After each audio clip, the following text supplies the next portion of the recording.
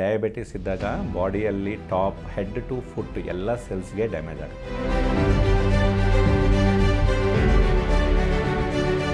ನಿಮಗೆ ಡಯಾಬಿಟಿಸ್ ಎಷ್ಟು ಜಾಸ್ತಿ ಇರುತ್ತೋ, ಎಷ್ಟು ವರ್ಷದಿಂದ ಡಯಾಬಿಟಿಸ್ ಇದೆಯೋ ಅದು ಮೇಲೆ ಡ್ಯಾಮೇಜಿಂದ ಸಿಂಪ್ಟಮ್ಸ್ ಗೊತ್ತಾಗುತ್ತೆ.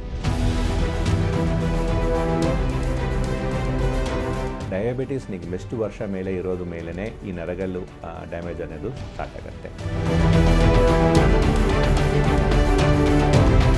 ಆಂಪುಟೇಷನ್ ರಿಸ್ಕ್ ತನಕ ಹೋಗಬಾರ್ದು. ಮುಂಚೆಯಿಂದನೇ prevention is always better. Diabetes ಬಂದರೆ ಎಷ್ಟು ಕಂಟ್ರೋಲ್ ಇಟ್ಕೊಂಡ್ರೆ ಅಷ್ಟು ಒಳ್ಳೆಯದು.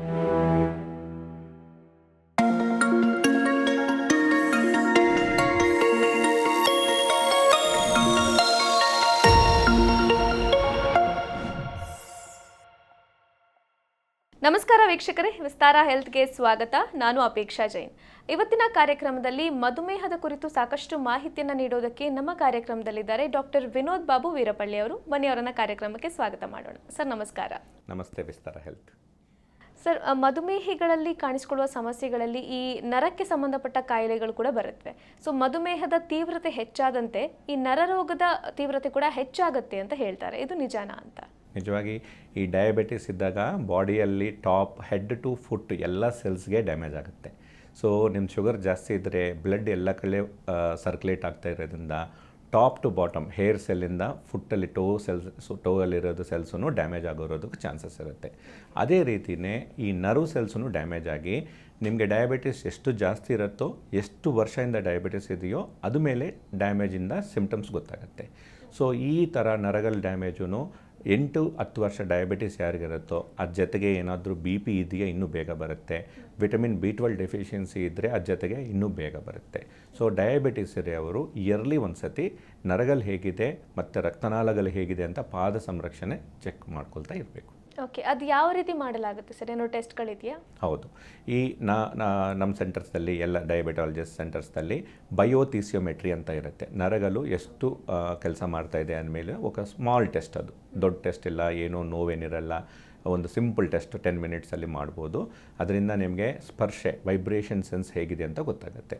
ಇನ್ನೊಂದು ಆ್ಯಂಕಲ್ ಬ್ರೇಕಿಯಲ್ ಇಂಡೆಕ್ಸ್ ಅಂದರೆ ಟೋ ಅಲ್ಲಿ ಬ್ಲಡ್ ಬ್ಲಡ್ಡು ನಿಮ್ಮ ಹಾರ್ಟಿಂದ ಜನರೇಟ್ ಆಗ್ತಿರೋ ಬ್ಲಡ್ ಪ್ರೆಷರು ಕಾಲಿಗೆ ಕೈಗೆ ಬರ್ತಾ ಇದೆ ಅಲ್ವಾ ಅಂತ ನೋಡೋದು.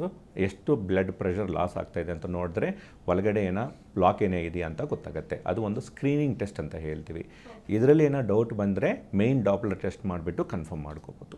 ಓಕೆ ಸರ್, ಇನ್ನು ಈ ನರಗಳ ಸಮಸ್ಯೆ ಇದ್ದವರಲ್ಲಿ ಯಾವೆಲ್ಲ ರೀತಿಯ ಆರೋಗ್ಯ ಸಮಸ್ಯೆ ಕಾಣಿಸ್ಕೊಳ್ಳುತ್ತೆ? ಮುಖ್ಯವಾಗಿ ಡಯಾಬಿಟಿಸ್ ಇರೋವ್ರಿಗೆ ನೈಟ್ ಟೈಮಲ್ಲಿ ಜೋಮು ಬರೋದು, ಪಾದದಲ್ಲಿ ನೋವು ಬರೋದು, ಚುಚ್ಚದಂಗೆ ಪಿನ್ಸ್ ಆ್ಯಂಡ್ ನೀಡಲ್ ಸೆನ್ಸೇಷನ್ ಕ್ಲಾಸಿಕಲ್ಲಿ. ಇಲ್ಲಾಂದರೆ ನಡೆಯುವಾಗ ಅವರಿಗೆ ಸ್ಪರ್ಶ ಗೊತ್ತಾಗಲ್ಲ, ಅಂದರೆ ಒಂದು ಗ್ಯಾಪ್ ಇದೆ ಆ್ಯಂಡ್ ಅರ್ತ್ಗೆ ನಮಗೆ ಗ್ಯಾಪ್ ಇದೆ ಅಂತ ಗೊತ್ತಾಗುತ್ತೆ. ಸ್ಟೆಪ್ಸ್ ಹತ್ತಬೇಕಾದ್ರೆ ಹೇಳಿ. ಹೌದು.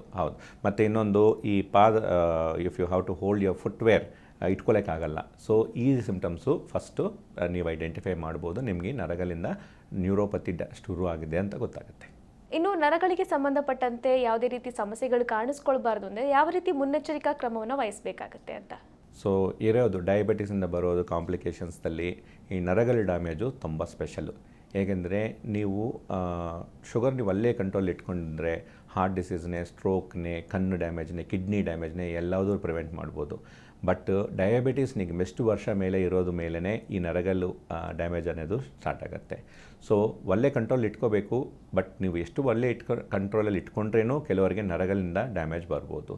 ಸೊ ಅದಕ್ಕೆ ಈ ನರಗಲಿಂದ ಬಂದಿರೋದಕ್ಕೆ ಡಯಾಬಿಟಿಸ್ ಬಂದರೆ ಎಷ್ಟು ಕಂಟ್ರೋಲ್ ಇಟ್ಕೊಂಡ್ರೆ ಅಷ್ಟು ಒಳ್ಳೆಯದು. ನಿಮ್ಮ ಕೈಯಿಂದ ಎಷ್ಟಾಗುತ್ತೋ ಅಷ್ಟು ಮಾಡ್ಬೋದು. ಬಟ್ ಆದ್ರೂ ಬಂದಿರುವಾಗ ಐಡೆಂಟಿಫೈ ಮಾಡಿಬಿಟ್ಟು ಡೈಲಿ ಚಪ್ಪಲ್ ಹಾಕ್ಕೋಬೇಕು. ಮನೆ ಒಳಗಡೆನೂ ಆಚೆ MCR ಇಲ್ವಾ ಅಂದರೆ MCP ಚಪ್ಪಲ್ ಹಾಕ್ಕೊಂಡೇ ಓಡಾಡಬೇಕು. ಏಕೆಂದರೆ ಮನೆಯಲ್ಲಿರೋದು ಯಾವುದೇನೋ ಚಿಕ್ಕ ಸ್ಕ್ರೂ ಇರಲಿ, ಪಿನ್ ಇರಲಿ, ಚುಚ್ಚಿದ್ರೆ ನಿಮ್ಗೆ ಗೊತ್ತಾಗಲ್ಲ. ಅದು ಹಂಗೆ ಸೆಪ್ಟಿಕ್ ಆಗಿ ಜಾಸ್ತಿ ಆಗಿ ಆಮೇಲೆ ಆಂಪುಟೇಷನ್ ತನಕ ಹೋಗುತ್ತೆ. ಸೊ ಈ ಥರ ಆಂಪುಟೇಷನ್ ರಿಸ್ಕ್ ತನಕ ಹೋಗಬಾರ್ದು. ಮುಂಚೆಯಿಂದನೇ ಪ್ರಿವೆನ್ಷನ್ ಇಸ್ ಆಲ್ವೇಸ್ ಬೆಟರ್. ಚಪ್ಪಲ್ ಹಾಕ್ಕೊಂಡೇ ಓಡಾಡಿ. ಎಲ್ಲಿ ಟೆಂಪಲಲ್ಲಿ ಹೋದ್ರೇನು ತಿಕ್ ಸಾಕ್ಸ್ ಅಟ್ಲೀಸ್ಟ್ ಹಾಕ್ಕೊಂಡೇ ಓಡಾಡಬೇಕು. ಏಕೆಂದರೆ ಅಲ್ಲಿ ಕೋಕೋನಟ್ ಶೆಲ್ಸು ಈ ಥರ ಪದಾರ್ಥಗಳಿರುತ್ತೆ. ಅದು ಚುಚ್ಚಿದರೆ ಡಯಾಬಿಟಿಸ್ ಪೇಷಂಟ್ ಗೊತ್ತಾಗಲ್ಲ. ನಾನು ಟೆಂಪಲಲ್ಲಿ ಒಂದು ಸತಿ ಹೋಗಿ ನೋಡಿದ್ದೀನಿ, ನನಗೆ ಹೋಗೋಕ್ಕೆ ಆಗ್ತಾ ಇರಲಿಲ್ಲ, ಅಷ್ಟು ಬಿಸಿ ಇತ್ತು. ಬಟ್ ಡಯಾಬಿಟಿಸ್ ಇರೋರು ಪೇಷಂಟ್ಸ್ ಮಾತ್ರ ಚೆನ್ನಾಗಿ ಹಾಕ್ಕೊಂಡು ಹೋಗ್ತಾ ಇರ್ತಾರೆ. ಏಕೆಂದರೆ ಅವ್ರಿಗೆ ಆ ಸ್ಪರ್ಶ ಗೊತ್ತಾಗಲ್ಲ, ಸ್ಪರ್ಶ ಜ್ಞಾನ ಇರಲ್ಲ. ಅದಕ್ಕೆ ಅದು ಮನೆಗೆ ಹೋಗಾದ ನಂತರ ನೋಡಿದ್ರೆ ಸ್ವೆಲ್ಲಿಂಗ್ ಬಂದುಬಿಡುತ್ತೆ. ಈ ಥರ ಬಾಲ ಪೇಷಂಟ್ಸು ಈ ಸಮ್ಮರಲ್ಲಿ ಎಸ್ಪೆಷಲ್ ಆಗಿ ತಿರುಪತಿ ಟೆಂಪಲ್ ಹೋಗಿ ಕೆಲವರಿಗೆ ಈ ವಾಟರ್ ರಿಟೆನ್ಷನ್ ಕೂಡ ಆಗುತ್ತೆ ಕಾಲಲ್ಲಿ ಅಂತ ಹೇಳ್ಬೋದು ಡಯಾಬಿಟೀಸ್ ಇರೋರಿಗೆ. ಸೊ ಇದು ಈ ನರ್ವ್ ಡ್ಯಾಮೇಜಿಂದನೇ ಆಗುವಂಥದ್ದಾ? Good question. ಏಕೆಂದರೆ ಈ ನರಗಳಿಂದ ಸ್ವಲ್ಪ ಊತ ಬರೋದು ನಾರ್ಮಲ್ಲೇ, ನರಗಳು ಡ್ಯಾಮೇಜ್ ಆಗ್ತಾ ಇರೋದ್ರಿಂದ. ಬಟ್ ಕಾಲಲ್ಲಿ ಊತ ಜಾಸ್ತಿ ಬರ್ತಾ ಇದೆ ಏಜ್ಡ್ ಪೇಷಂಟ್ಗಂದರೆ ಮುಖ್ಯವಾಗಿ ಹಾರ್ಟ್ ಏನೋ ವೀಕ್ ಆಗ್ತಾ ಇದೆಯಾ ಅಂತ ನೋಡಬೇಕು.